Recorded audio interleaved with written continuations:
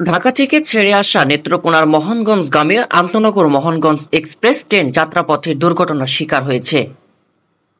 সংযোগে হুক ভেঙে যাওয়ায় বগি রেখে ইঞ্জিন চলে গেছে অন্য স্টেশনে, তবে এতে কোনো হতাহতের ঘটনা ঘটেনি। শনিবার সন্ধ্যা ৮টার দিকে নেত্রকোনার শ্যামগঞ্জ স্টেশন থেকে ট্রেনটি মোহনগঞ্জের উদ্দেশ্যে ছাড়ার পর চলিশা এলাকায় এ ঘটনা ঘটে। একটি বগিসহ নেত্রকোনা স্টেশনে গিয়ে পৌঁছায়। নেত্রকোনা বড় রেলওয়ে স্টেশনের স্টেশন মাস্টার আব্দুল আল মামুন বলেন, মোহনগঞ্জ এক্সপ্রেস চলিশা এলাকায় আসার পর বগির সংযোগ হুক ভেঙে যায়। এতে একটি বগিসহ ইঞ্জিনটি নেত্রকোনার বড় স্টেশনে চলে আসে, আর বাকি বগিগুলো চলিশা এলাকায় রেল সেতুতে থেকে যায়। তবে এতে কোনো হতাহতের ঘটনা ঘটেনি। ট্রেনটি উদ্ধারে ময়মনসিংহ থেকে একটি ইঞ্জিন বগিগুলো নিয়ে যায়।